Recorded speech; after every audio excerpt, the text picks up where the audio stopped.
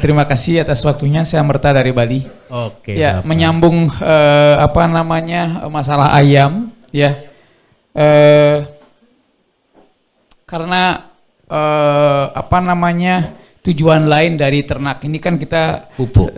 Pupuk ya, pupuk. Kemudian tadi dijelaskan tentang masalah alas dari kandang itu ya. Betul. Ya. Tetapi saya akan keluar sedikit dari ayam kampung ini gitu loh. Iya. Karena ini berhubungan dengan pupuk, berhubungan dengan potensi yang ada di kampung kan begitu ya. Baik. Mengenai kotoran ayam, kalau peternak sekarang kan ada dua model alas ya. Ada yang dengan sekam, ada yang tanpa sekam. Betul. Kemudian untuk membuat pupuk urea cair seperti ada di yang YouTube-nya Pak Bayu itu kan harus pakai dua itu.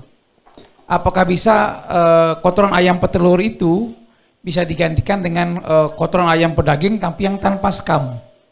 Itu yang pertama. Ya.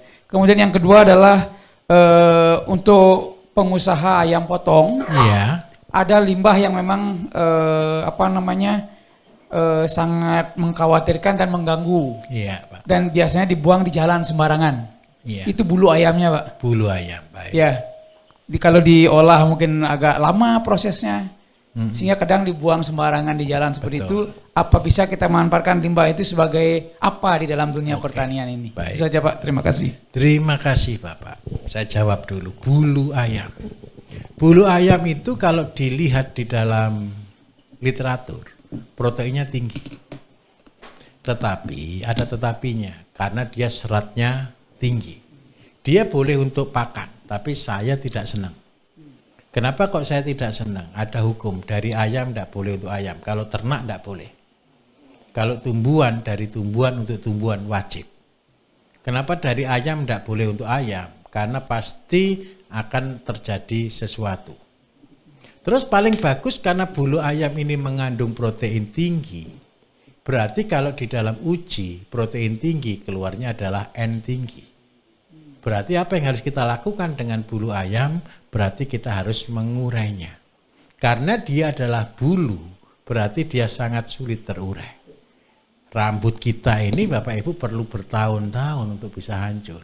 Hijaunya tanaman itu bertahun-tahun bisa hancur. Bulu juga sama, butuh waktu yang lama. Bagaimana menghancurkan bulu terbaik? Nomor satu bisa digiling. Yang kedua, berarti kita butuh bakteri pengurai yang luar biasa. Nah, bakteri pengurai untuk mengurai bulu Pak, karena ini terus terang tanda kutip, ini agak susah, berarti cari bakteri yang paling rakus. Bakterinya apa pengurai bulu terbaik Bapak Ibu? Bukan bakteri ternyata, binatang. Jadi taruh di satu tempat, taruhkan karung dulu, kemudian minta tolong kasih gula sedikit atau dedak sedikit. Nanti dengan panas yang tinggi, dalam waktu 2 minggu dia akan menjadi lapuk. Nah setelah itu ada binatang banyak di dalamnya yang menggerogoti dia, setelah itu baru diproses untuk jadi nitrogen. Paham ya? Kasih gula masuk karung, selesai. Di mana Bu? Binatangnya enggak tahu namanya saya. Bukan maggot Bu, ada maggot, ada macam-macam, ada binatang kecil-kecil yang dia makan bulu. Karungnya diikat Pak? Karungnya diikat. Tapi karung itu kan tidak rapat, betul atau tidak? Ada udaranya masuk, makanya dia akan berkembang di sana. Simple, gulanya sedikit aja, dalam 1 kintal paling banyak gulanya 1 kilo. Sedikit aja. Apa manfaatnya terbaik dari bulu? Kalaupun dia masih ada sisa-sisa, dia kan bentuknya porus. Porus itu dia bisa membuat air menjadi lancar dan tanah menjadi gembur. Begitu Bapak. Untuk gimana? Nitrogennya masuk di proses besok Pak, kita praktek. Besok tenang saja. Terus yang kedua, kalau kotoran ayam pedaging tapi tapan sekam, bisa enggak jadi pengganti petelur? Sama saja, bisa. Gini loh Bapak Ibu, kenapa sih di dalam buat nitrogen kita kasih sekam? Itu ada triknya. Saya butuh sekam. Sekam itu banyak mengandung unsur K, karena ada huruf K-nya. Sekam. Nah, sudah kan saya jadi orang bodoh sudah. Terus yang kedua, karena pupuk ini untuk padi, sekam adalah untuk padi, karena sekam dari padi. Itu yang kedua. Terus yang ketiga, di dalam proses fermentasi, selain butuh air, kita butuh udara. Sekam itu bagaimanapun padatnya, udara tetap ada atau tidak? Tetap ada. Untuk membuat panas itu butuh oksigen. Oksigen itu kalau kita kasih kotoran ayam petelur, bentuknya kan bubur nih. Bentuknya kan keras, padat atau enggak kira-kira? Padat. Kalau padat bisa terjadi proses fermentasi tidak? Tidak akan bisa. Karena itu ketika kita buat nitrogen, kita butuh sekam. Loh Pak, ini cuma ada kotoran ayam petelur saja. Apa yang terjadi? Ya tambah sekam. Banyak orang selalu berasumsi, loh sekamnya kan tidak berguna. Sekam kan bukan pupuk. Jangan salah. Sekam itu dari padi. Kalau dari padi keluar sekam kembali ke tanah pasti jadi pupuk. Memang bukan pupuk yang menyuburkan tanaman, bukan membuat N tinggi, tapi karena sekam ada huruf K-nya, berarti dia ngandung K. Paham di sini? Nah, ini saya ajak kita jadi gadokmologi namanya. Cocokisasi. Bisa dipahami Bapak? Oke. Oke, one again. Mari satu lagi. Ya, terima kasih Pak. Saya Jasa dari Lampung. Siap. Tadi saya kurang menyimak terkait dengan singkong yang penghitungannya susah tadi. Apa maksudnya? Oke. Apakah memang tidak baik untuk ayam atau Boleh, bagaimana? baik. Baik, singkong. Kalau singkong sekalian kambing molor sedikit ya, boleh ya? Tahu singkong? Singkong itu banyak macamnya tidak? Banyak. Kita mau singkongnya yang Bapak Ibu kenal aja, singkong apa? Oke, singkong karet. Singkong genderuwo. Saya tanya dulu yang pertama, umurnya singkong berapa lama? Wah, ini tidak tahu singkong kalau begitu. Kalau namanya singkong karet pasti di atas 9 bulan. Kalau singkong yang enak ada yang di bawah 5 bulan. P5, PZ itu di bawah 5 bulan. Tapi kalau Borneo, singkong-singkong karet yang lain di atas 9 bulan. Oke, saya main dulu singkong di atas 9 bulan. Karena singkong di atas 9 bulan, Bapak Ibu, maka karena umurnya panjang berarti beratnya lebih berat, betul atau tidak? Berapa rata-rata per pohon? 6 kilo sampai 10 kilo, betul ya? Kalau normal.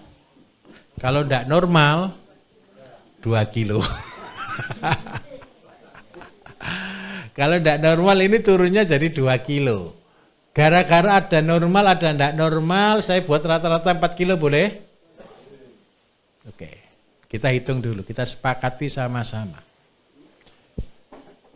Ini saya hubungkan dengan ayam dan kambing. Karena saya punya 100 induk ayam, ditambah 300 ekor per bulan, berarti pakan saya adalah 300 dikali 6, 1.800 ditambah dengan 200 kali 30 berarti 60 kilo. Berarti total pakan saya anggap aja sekitar maksimal deh 2 ton saya buatkan per bulan. Seandainya Pak saya tidak mau jagung, oke. Saya tidak mau tanaman lain, oke, tidak apa-apa. Seandainya saya cuma mau singkong aja, anggap aja bapaknya karena dari Lampung tinggalnya di pucuk gunung dan tidak bisa jual. Sudah, saya buat konotasi. Tinggal di pucuk gunung, di tengah hutan, tidak bisa jual. Sudah ya. Nanti jual yang dijual tidak mungkin singkong karena singkong murah. Yang dijual cuma ayam setiap bulan sekali. Ini dalam kondisi terpaksa. Paham maksud saya ya? Ini bukan terintegrasi tapi dalam kondisi terpaksa. Saya temui ini Bapak Ibu, saya belajar ngasih makan ayam dari singkong itu ketika saya di suku Wana. Suku Wana itu dari Trans terakhir Morowali itu saya harus jalan 18 jam ke atas. Jauh atau tidak kira-kira? Kan saya tidak mungkin jual sawi dari sana, betul atau tidak? Sudah tidak mungkin deh jual sawi dari sana. Tapi ayam mahal di sana. 1 ekor bisa 100 sampai 200 ribu per ekor. Karena itu kalau mereka jual ayam boleh. Jadi saya pertama kali ngasih makan ayam dengan singkong, dengan olahannya itu di sana. Caranya bagaimana? Ini konsepnya. Gara-gara setiap bulan saya butuh 2 ton pakan. Berarti kalau satu pohon cuma 4 kilo, berarti kita bagi 4. Saya harus tanam berapa pohon berarti per bulan? Umurnya berapa lama? Berarti saya harus tanam berapa? Betul atau tidak? 4.500 pohon. Umurnya berapa lah? Lahan 1 meter dikasih berapa tanaman kalau singkong jaraknya? 1 meter 1. Berarti butuh tanahnya berapa? 4.500. Simple kan? Ini dapat singkongnya. Terus yang kedua, kita dapat daunnya. Daunnya sebagai apa? Kalau singkong itu karbohidrat, daunnya itu adalah sumber protein. Ciri Bapak Ibu begini. Semua daun yang menyebabkan orang tidak bisa jalan, pasti mengandung purin tinggi. Kalau mengandung purin tinggi, biasanya mengandung protein tinggi. Jadi ingat baik-baik. Makan apa yang menyebabkan orang tidak bisa jalan, itu berarti proteinnya tinggi. Nah, mudah kan kalau begini kan? Makan daun so, makan daun pepaya, makan daun singkong, makan daun ubi, yang hijau-hijau bayam. Nah, ini konsepnya. Tapi masalahnya satu, Pak. Bapak tanam singkong hari ini, tahun depan tanam singkong lagi, tahun depan tanam singkong lagi, tahun yang kelima tanahnya tidak keluar. Singkongnya tinggal segini-segini. Kenapa kok begitu? Singkong itu rakus. Sebenarnya bukan singkong itu rakus, kita yang rakus. Hukumnya kalau kita ambil tolong dikembalikan. Lah kalau diambil terus-menerus tidak dikembalikan, tanahnya protes, kita berhutang. Singkong dikasih pupuk kimia, percayalah busuk. Terus bagaimana caranya? Kalau sudah pelihara singkong untuk ayam, saya minta tolong kotorannya dikembalikan sambil bilang ke tanahnya, saya tidak berhutang. Keren enggak kalau gitu kira-kira? Apa yang kita jaga? Tanah kita. Besok Pak, ini tanah nih. Sekarang tanam di sini, tanam di sini, tanam di sini, tanam di sini. Besok ya ditanam yang ini, yang ini, yang ini. Pupuknya di sini, gantian. Tahun depan ganti lagi di sini, pupuknya di sini. Sehingga apa yang terjadi? Tanah itu tambah lama, tambah subur. Bisa dipahami?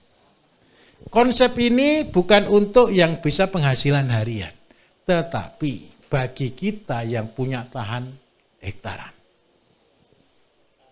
Sudah siap skala industri atau kita tinggal di tengah hutan. Saya pernah cerita Bapak Ibu, karena saya tahu step by step untuk menjadi seorang miliarder di bidang pertanian. Taruh saya di hutan, 3 tahun tetap jadi miliarder. Apa yang saya tanam? Ayam dan singkong. Kenapa kok begitu? Ayamnya tambah banyak, singkongnya tambah banyak. Besok kalau sudah banyak singkongnya untuk apa Pak? Untuk pagar. Nah terus yang kedua, kalau cuma singkong dikasih kotoran ayam, kita tetap unsur K-nya kurang, beratnya kurang, manisnya kurang. Berarti tetap unsur kambing yang kita butuhkan. Rumusnya adalah 10 ayam, 1 kambing. Ini rumus. Kenapa kok kita harus pelihara 1 kambing per 10 ekor ayam? Supaya pupuk yang kita bisa buat bisa pupuk NPK. Terus kambingnya makan apa Pak di sini Pak? Saya minta maaf. Ketika singkong itu ada kulitnya tidak? Kulitnya dimakan tidak sama ayam? Untuk siapa berarti? Kambing. Jadi kulitnya untuk kambing, karena itu jumlahnya 1/10. Terus yang kedua, batangnya dimakan enggak sama ayam? Kasihkan kambing. Pernah tahu enggak kambing makan batang singkong? Pernah. Kulitnya bersih jadi putih, betul atau tidak? Betul. Sudah semua sudah tahu luar biasa.